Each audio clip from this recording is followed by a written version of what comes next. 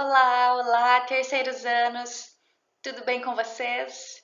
Eu espero que sim. Eu sou a professora Inara e hoje nós teremos aula de História.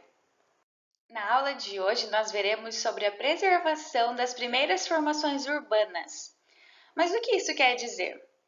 Quer dizer que em algumas cidades pode existir alguma construção bem antiga e que essa construção antiga é considerada um patrimônio. Quando a construção é considerada um patrimônio, significa que ela foi muito importante para a história do local. E o que é patrimônio, professora? Vamos ver ali. Patrimônio é um conjunto de bens materiais e imateriais que revelam a história de um lugar, de seu povo e sua relação com o ambiente. Apresenta marcas valiosas do passado que devem ser preservadas e transmitidas para as futuras gerações. Então, quando nós vamos em alguma cidade que possui um patrimônio, significa que aquele lugar já representou algo na história daquela cidade e que ele se tornou um patrimônio justamente para ser preservado, ser visitado e para manter viva a memória daquele lugar ou a memória daquele acontecimento, enfim, alguma lembrança, alguma memória que ele está relacionado e por isso que ele é preservado como patrimônio. E o que acontece quando uma construção recebe o título de patrimônio? Essa construção passa a ser preservada e recebe um tratamento especial para mantê-la bem cuidada, bem conservada, para que as pessoas possam visitá-la, possam conhecê-la e que ela dure por muito mais tempo. Mas isso não significa que toda e qualquer construção antiga será tida como um patrimônio.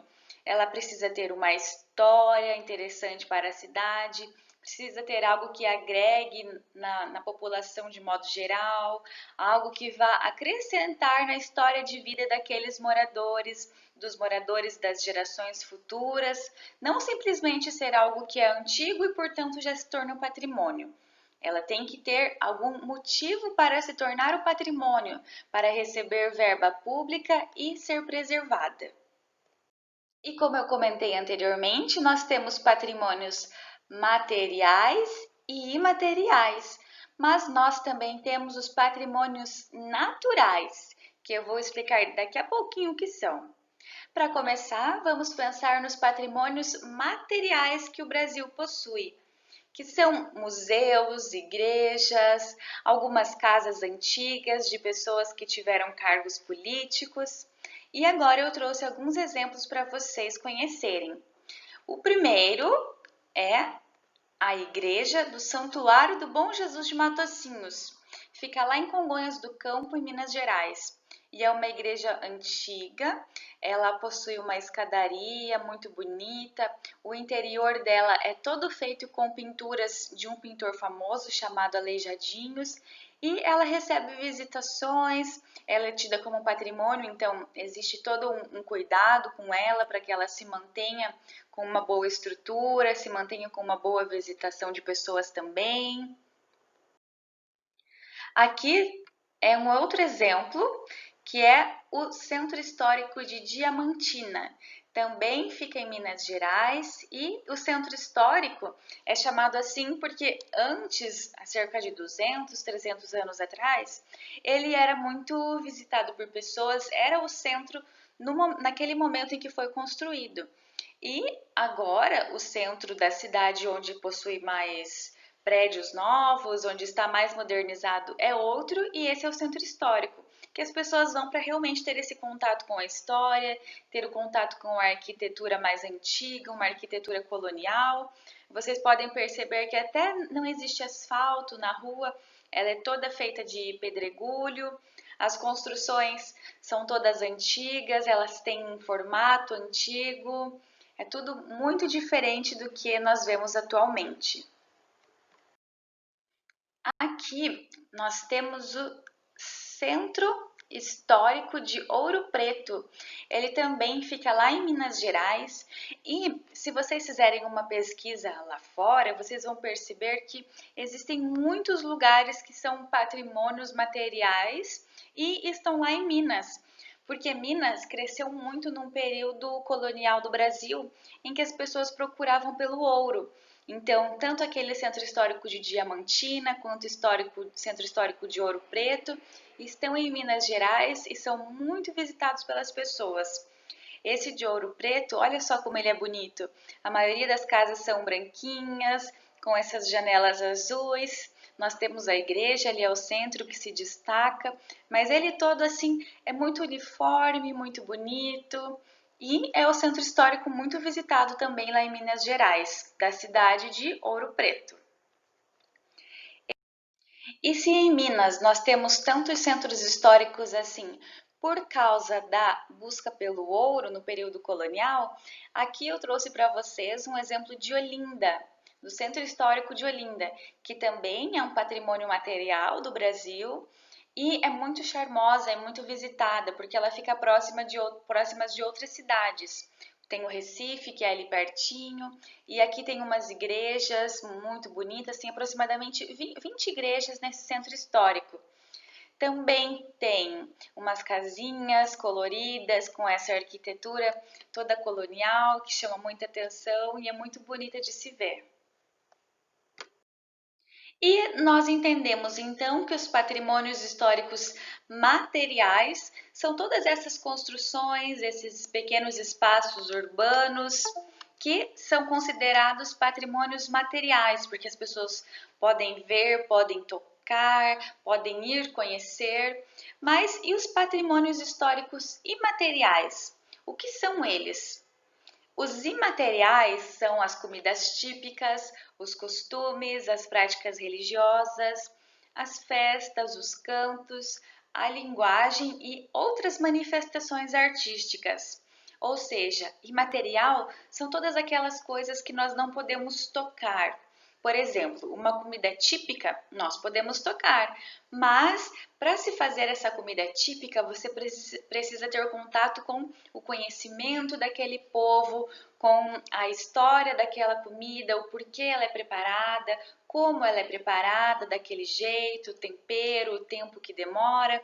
Às vezes tem alguma história por trás daquele prato. As práticas religiosas também. Não é uma coisa que você pega. A prática religiosa ela é praticada, ela é vivenciada. Os cantos, a linguagem e todas as manifestações artísticas também. Elas são vivenciadas por aquelas pessoas e para aquelas pessoas aquilo tem um sentido na vida delas. E um exemplo que eu já trouxe para vocês sobre patrimônio material no Brasil é a capoeira. A capoeira foi considerada um patrimônio imaterial, ela foi considerada pela Unesco e ela é muito interessante porque ela começou a ser praticada aqui no Brasil pelos escravos africanos que vinham para cá.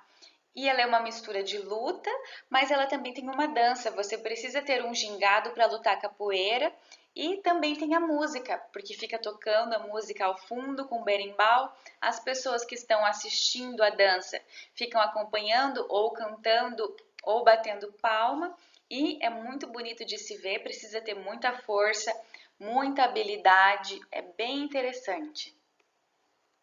Outro exemplo de patrimônio imaterial que nós temos aqui no Brasil é a dança do Bumba Meu Boi. É muito famosa no Nordeste e no Norte do país e aqui no Sul nós não temos contato com essa dança. Ela acontece mais nos períodos de festa junina e ela é considerada um patrimônio imaterial. As pessoas usam essa fantasia de boi e elas vão desfilando. Como acontece no período do carnaval, por exemplo, mas essa aqui é na festa junina. E ela surgiu no século XVII. Nós já estamos no século XXI, então ela tem um longo período de história. Ela surgiu como uma forma de denunciar as injustiças que aconteciam contra os escravos e contra os indígenas. E permanece até hoje. Existe toda uma história por trás do boi, do porquê se fantasiar de boi. Durante o desfile do boi também, ele fica como se fosse brigando com o outro boi e sempre tem uma música que acompanha e essa música conta uma história do porquê existir essa festa, do porquê eles estarem ali desfilando. É muito bonito, muito colorido e é uma festa que muitas pessoas gostam, muitas pessoas participam. E aqui nós temos o frevo, que é muito dançado no Nordeste do Brasil, principalmente em Olinda. Ele é muito colorido, muito agitado e também é muito difícil de dançar. As pessoas dançam sempre com essa sombrinha na mão, esse pequeno guarda-chuva, e fazem diversos movimentos com ele, passam debaixo da perna. Atrás tem sempre aquela banda tocando um som alegre, um som animado.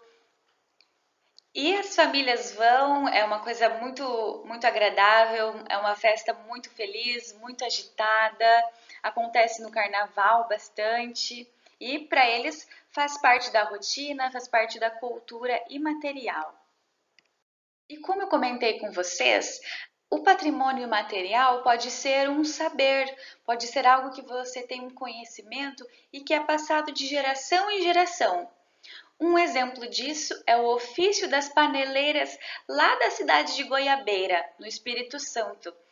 Essa prática de fazer a panela de barro, começou com os indígenas e hoje ainda é feita por várias mulheres. Elas retiram o barro e vão moldando com barro e fogo essas panelas. Hoje em dia não são só mulheres indígenas que fazem, mas começou a prática com as indígenas. Permanece até hoje e hoje ela é reconhecida como um patrimônio imaterial do Brasil. E para essas mulheres que fazem as panelas, ou seja, as paneleiras, é muito bom que tenha esse reconhecimento como patrimônio material, porque assim o trabalho delas passa a ser ainda mais valorizado. Porque hoje em dia é muito comum as pessoas só irem ao mercado ou irem a uma loja específica e compram uma panela, não sabem quem a produziu, não sabem como foi feita, qual material foi utilizado. E essas panelas são todas feitas à mão, são todas artesanais e todas elas têm um pouco da história também, porque elas mostram a história de todas as gerações anteriores que vieram e que faziam esse mesmo ofício. E os patrimônios naturais, o que são? Os patrimônios naturais são as paisagens naturais da fauna, da flora, dos minerais e dos outros elementos. E também devem ser preservados por toda a sociedade. O primeiro exemplo que eu trouxe para vocês de patrimônio natural está bem pertinho de nós, bem pertinho daqui de Cascavel. Eu acredito que muitos de vocês já conheçam, já tenham ido para lá, porque é muito bonito, vale muito a pena conhecer, que são as Cataratas do Iguaçu.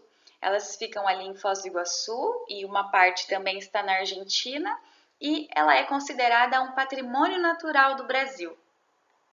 Aqui nós temos também as anavilhanas, que são partes da Amazônia Central.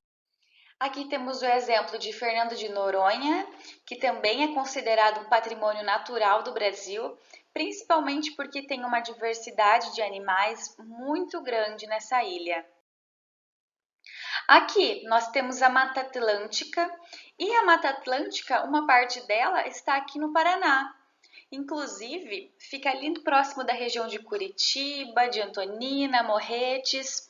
Temos até a opção de passear por essa região de trem.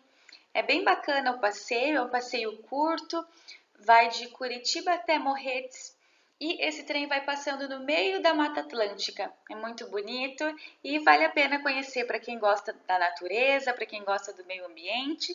Está aqui pertinho de nós. Outro exemplo de patrimônio natural que nós temos aqui no Brasil é a região do Pantanal. Ela está localizada mais ali no Mato Grosso do Sul e ela é muito visitada por quem gosta de pesca, de acampamento, muita aventura também, porque temos muitos animais ali, animais silvestres e tem uma variedade de plantas muito grande. Tem várias partes que as pessoas acabam não visitando porque possui muito jacaré, muita onça. Então, algumas partes do Pantanal ainda estão muito conservadas e muito preservadas. E isso é importante para que o Pantanal continue existindo, para que não sofra tanto com as ações humanas. Bom, pessoal, eu espero que vocês tenham gostado dessa nossa aula de história. Eu trouxe bastante exemplos para vocês conseguirem compreender bem as diferenças entre o que são patrimônios materiais, patrimônios imateriais e patrimônios naturais. Mas façam os exercícios, leiam o livro com atenção e, se tiverem dúvida, me procurem ou procurem a Prof. Gabi, tá bom? Tchau, tchau, beijinhos e bons estudos!